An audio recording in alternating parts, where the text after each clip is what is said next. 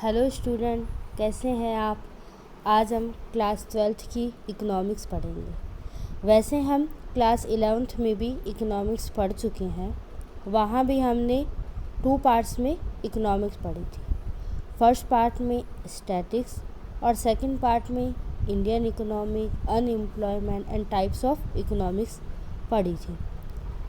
Class 12th में भी 2 parts में इकोनॉमिक्स पढ़ेंगे। फर्स्ट पार्ट है माइक्रो इकोनॉमिक्स और सेकंड पार्ट है मैक्रो इकोनॉमिक्स, यानी कि व्यष्टि अर्थशास्त्र और समष्टि अर्थशास्त्र। माइक्रो इकोनॉमिक में हम कंज्यूमर इक्विलिब्रियम के बारे में जानेंगे। कंज्यूमर इक्विलिब्रियम, फर्म इक्विलिब्रियम और मार्केट इक्विलिब्रियम, यानी कि उपभोक्ता का संतुलन, फर्म का संतुलन और बाज़ार का संतुलन के बारे में हम पढ़ेंगे। इकोनॉमिक्स को हम इसलिए पढ़ते हैं कि हम हमारी अनलिमिटेड वांट्स को लिमिटेड सोर्स से कैसे फुलफ़िल कर सकते हैं।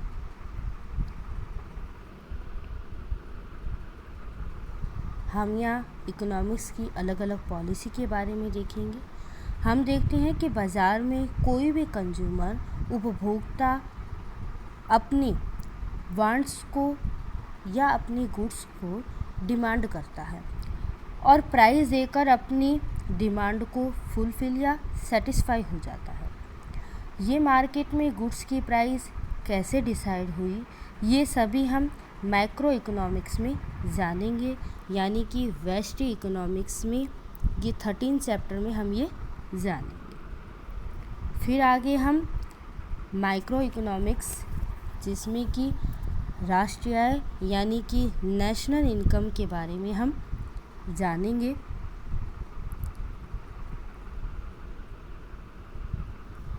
तो चलिए हम आज सबसे पहले माइक्रो इकोनॉमिक यानी कि व्यष्टि अर्थशास्त्र का chapter first introduction to economic start करते हैं। Introduction to economics chapter first.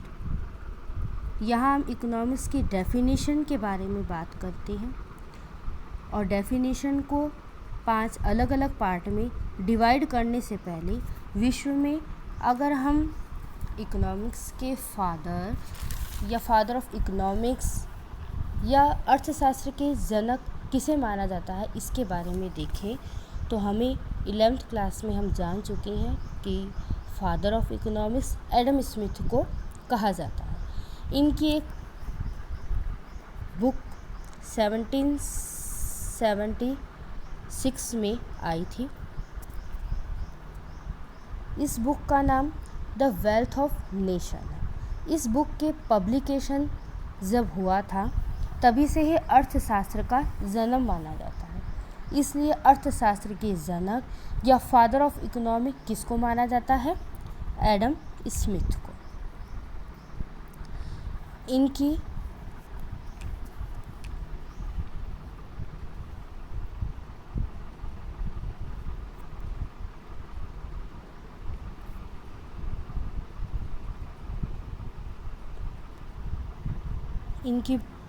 Book का पूरा नाम है an inquiry into the nature and causes of wealth of nation, जिसका पब्लिकेशन कब हुआ था? 1776 को। अब इकोनॉमिक की डेफिनेशन जो कि एडम स्मिथ ने दी थी, एडम स्मिथ ने जो भी डेफिनेशन दी थी उसको हम वेल्थ ओरिएंटेड यानी कि धन के संदर्भ में जानेंगे। उन्होंने बताया कि अर्थशास्त्र में धन का यानी कि वेल्थ का अध्ययन किया जाता है,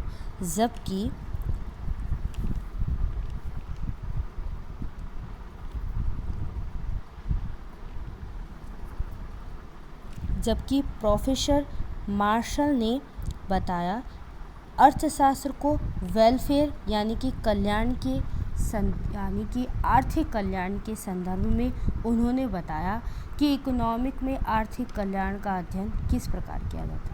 लेकिन इन दोनों इकोनॉमिक्स का डेफिनेशन का रॉबिन्स के द्वारा आलोचना की गई।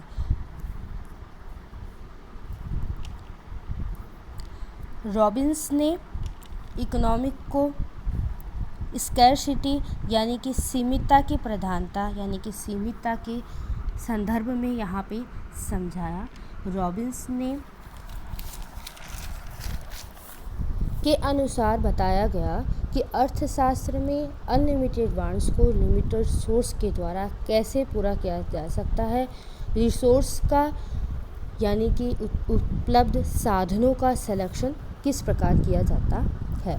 इसी प्रकार आगे देखेंगे प्रोफेसर सैमुअलसन ने डेवलपमेंट ओरिएंटेड यानी कि विकास के संदर्भ में, आर्थिक विकास के संदर्भ में अर्थशास्त्र को समझा, और प्रोफेसर जे.के. मेहता ने situation of lack of wants यानी कि आवश्यकता की विहीनता के संदर्भ में अर्थशास्त्र को समझाया है।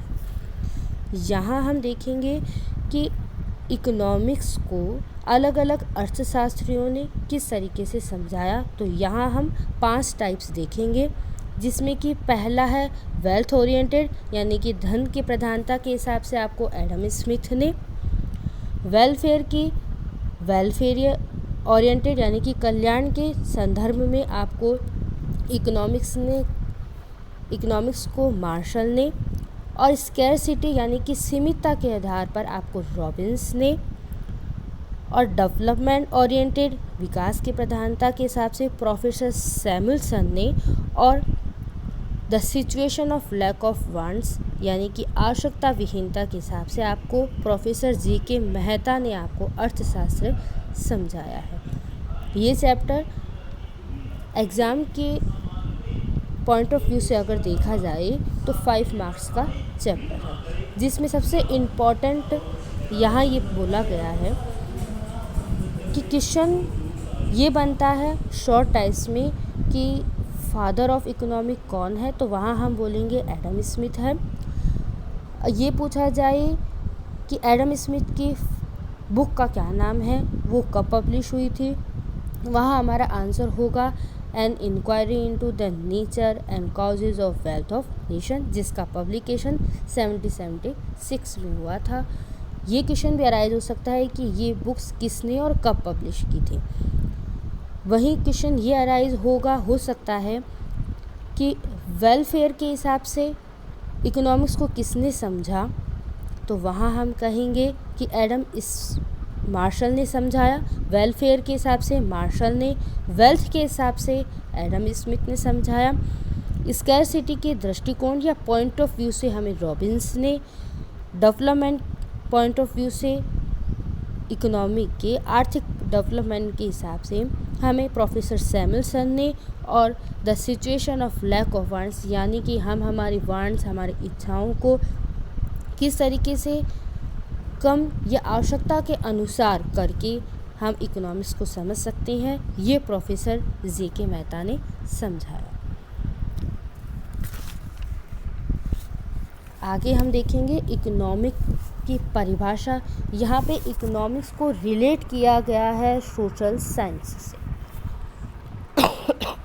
सोशल साइंस से क्योंकि हम अर्थशास्त्र यानी कि इकोनॉमिक में समाज और परिवार के एक व्यक्तिगत के रूप में अध्ययन करते हैं, व्यक्तिगत इकाई के रूप में अध्ययन करते हैं। हम यहाँ पे एक कंज्यूमर को, एक प्रोड्यूसर को, एक फर्म को समझते हैं, या उनके एक ग्रुप को एक आर्थिक व्यवहार के अध्ययन के रूप में समझते हैं। इसलिए अर्थशास्त्र को एक सोशल स्टडी कहा जाता है। यहाँ पे हमने देखा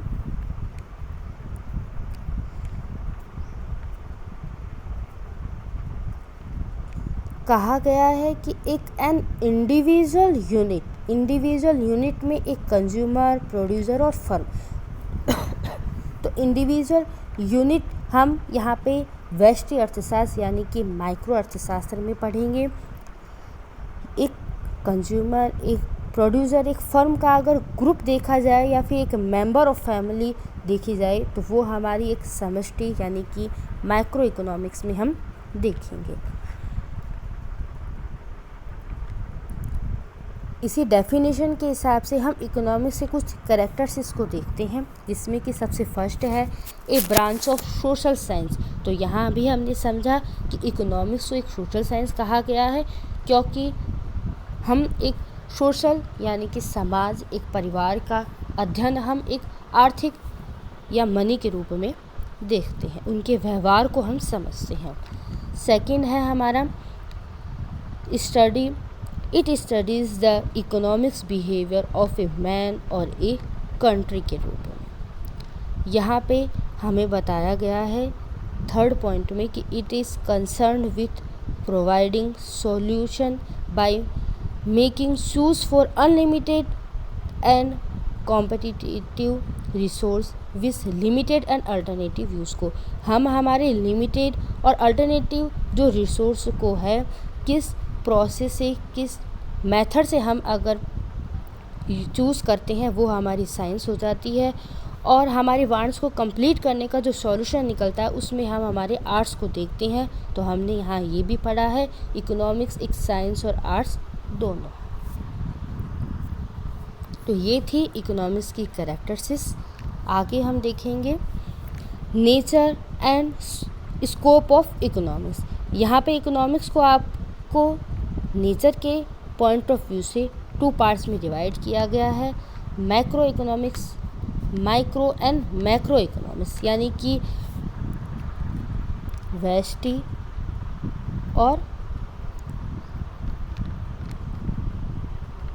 समष्टि अर्थशास्त्र के रूप में आपको समझाया गया है।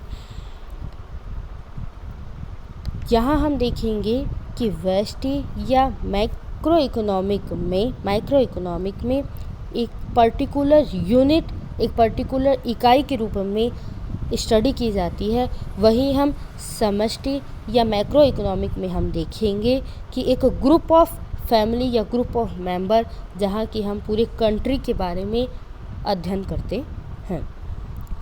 यहाँ इम्पॉर्टेंट ये क्वेश्चन अराइज और होता है कि मैक्रो और माइक्रो इकोनॉमिक का सबसे फर्स्ट टाइम यूज़ किसने किया था। तो यहाँ हम देखेंगे रैगनर फिशर ने 1933 में माइक्रो और मैक्रो वर्ड का सबसे फर्स्ट टाइम यूज़ किया था। यहाँ एक बहुत ही सिंपल वे में हम माइक्रो और मैक्रो का बीच में डिफरेंस को देखेंगे। यहाँ हमने देखा माइक्रो और मैक्रो, यहाँ हम स्पेलिंग में भी देखें तो केवल आई और ए का ही डिफरेंस है।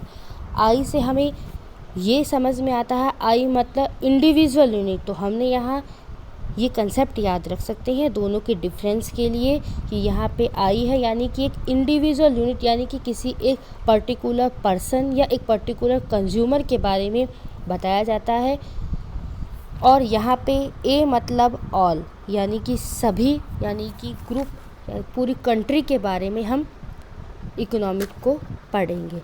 वहीं हम अगर ये इंग्लिश मीनिंग के हिसाब से हमने डिफरेंस देखा, वहीं अगर हम हिंदी मीनिंग के हिसाब से अगर हम डिफरेंस देखें तो यहाँ पे है व्यष्टि और यहाँ है समष्टि। तो व्यष्टि और समष्टि, व यानी कि व्यक्तिगत इकाई और स यानी कि संपूर्ण अर्थशास्त्र के बारे में हम यहाँ पढ़ते हैं। हम देखेंगे कि एक व्यक्ति जो कमा रहा है, जो कंज्यूम कर रहा है, जो प्रोड्यूस कर रहा है, उसकी स्टडी हम मैक्रो इकोनॉमिक यानी कि व्यष्टि अर्थशास्त्र में करेंगे। एक व्यक्ति से या ग्रुप ऑफ मेंबर से मिलकर जो है ये हमारा देश या राष्ट्र या कंट्री बनी है, उसकी इनकम कैसे होती है, उन वहाँ पे कैसे प्राइस को डिसाइड किया जाता है, ये सारा हम मैक्रो इकोनॉमिक में पढ़ेंगे।